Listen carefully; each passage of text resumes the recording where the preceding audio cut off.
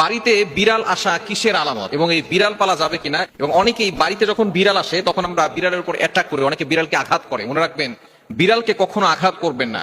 বিড়াল হচ্ছে একটি বরকতি প্রাণী এবং নবীজি সাল্লাল্লাহু আলাইহি সাল্লাম বিড়ালকে পছন্দ করতেন। এবং প্রসিদ্ধ সাহাবী হযরত আবু হুরায়রা রাদিয়াল্লাহু তাআলা আনহু, তিনি কিন্তু তার নামটাই পরিবর্তন করেছেন, নবী সাল্লাল্লাহু আলাইহি ওয়াসাল্লাম পরিবর্তন করে দিয়েছিলেন। তিনি বিড়ালকে খুব বেশি পছন্দ করতেন। আবু হুরায়রা রাদিয়াল্লাহু তাআলা আনহু, তার নাম কিন্তু মূলত আবু হুরায়রা না, তার নাম ছিল আব্দুল্লাহ। এবং আরো 40টা রিওয়ায়াত আছে, তার 40টা নাম ছিল। বিভিন্ন মতামত দিয়েছেন হাদিস বিশারদগণ যারা রয়েছেন, মুহাদ্দিস কিরাম যারা রয়েছেন তারা বলেছেন তার 40টা নাম ছিল। নবীজি সাল্লাল্লাহু আলাইহি ওয়াসাল্লাম সবচেয়ে বেশি হাদিস বর্ণনা করেছেন আবু হুরায়রা রাদিয়াল্লাহু তাআলা আনহু। তিনি সবসময় তার এই জামার আস্তিনে বিড়াল নিয়ে ঘুরতেন। একবার নবীজি সাল্লাল্লাহু আলাইহি সাল্লামকে, নবী সাল্লাল্লাহু আলাইহি সাল্লাম তার এই বিড়াল দেখে তাকে ডাকলেন, ইয়া আবা হুরায়রা, হে বিড়ালের পিতা। এই কথা বলে যখন ডেকেছেন, তার কাছে এই নামটা খুব পছন্দনীয় হয়েছে, তিনি সকলের কাছে এই নামেই তিনি প্রসিদ্ধ হয়েছেন। সুতরাং বিড়ালকে কখনো অপছন্দ করবেন না। এবং বুখারী ও মুসলিম শরীফের একটি হাদিস এসেছে, মুসলিম শরীফের 5745 নম্বর হাদিসের ভিতরে রয়েছে, নবীজি সাল্লাল্লাহু আলাইহি সাল্লাম জানিয়ে দিয়েছেন, এক মহিলা বিড়ালকে আযাব দেওয়ার কারণে তাকে কবরের শাস্তি দেওয়া হচ্ছিল। এক মহিলা বিড়ালকে বেঁধে রেখেছিল, তাকে খাবারও দেয় নাই, পানিও দেয় নাই, যার কারণে সে বিড়াল মারা গিয়েছে। পরবর্তী সময় এই যে বিড়ালকে সে কষ্ট দিয়েছে, খাবার দেয় নাই, পানি দেয় নাই এবং তাকে ছেড়েও দেয় নাই, এই জন্য তার কবরে আযাব হচ্ছিল। সুতরাং বিড়ালকে কষ্ট দিবেন না।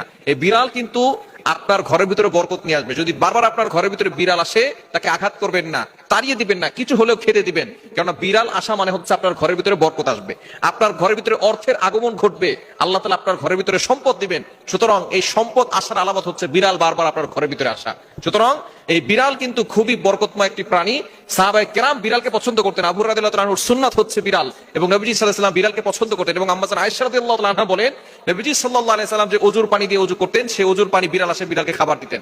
আবার অনেক সময় ওযুর পানিতে বিড়াল যদি মুখ দিত, সেই পানিতে আবার ওযু করে নিতেন। সুতরাং বিড়াল হচ্ছে পবিত্র প্রাণী, পরিষ্কার পরিচ্ছন্ন একটি প্রাণী। সুতরাং ইসলাম এই বিড়ালকে পালা যাবে, এতে কোনো সমস্যা নাই, ইসলাম সাপোর্ট করে। তবে অবশ্যই বিড়াল আপনি রেখে তাকে কোনো কষ্ট দিবেন না, বিড়ালকে কোনো কষ্ট দিবেন না। বিড়ালকে আপনি ভালোবাসবেন, তাকে খাবার দিবেন, খাদ্য দিবেন, এবং যদি আপনি বাইরে যান তাকে অবশ্যই খাবার দিয়ে যাবেন, তাকে কষ্ট দিবেন না। কেননা এক মহিলা খাবার না দেওয়ার কারণে, কষ্ট দেওয়ার কারণে তাকে কবরে আযাব দেওয়া হচ্ছিল। মুসলিম শরীফের হাদিস, বুখারী শরীফের ভিতরে হাদিসটি কয়েকবার এসেছে। সুতরাং বিড়ালকে আপনি পালতে পারবেন, ইসলাম এটাকে জায়েজ করেছে। তবে বিড়াল যদি কোথাও পায়খানা করে দেয়, সেই জায়গাটাকে পরিষ্কার পরিচ্ছন্ন করবেন, সেটা কিন্তু নাপাক হয়ে যাবে, এই ক্ষেত্রে ওই জায়গাটা পরিষ্কার করে নেবেন। এবং বিড়াল আপনি পালতে পারবেন, কারণ বিড়ালের যে লালাটা আছে এটা হচ্ছে পরিষ্কার এবং পরিচ্ছন্ন, এখানে কোনো ভাইরাস নেই। কুকুর কিন্তু পালা ইসলাম জায়েজ করেনি। হ্যাঁ, যদি আপনি পাহারা দেওয়ার জন্য কুকুর লালন পালন করেন, সেটা ভিন্ন বিষয়। আপনার বেডরুমের ভিতরে কুকুর নিয়ে আসা যাবে না, কারণ কুকুরের যে লালা আছে তার ভিতরে বিভিন্ন ধরনের ভাইরাস রয়েছে।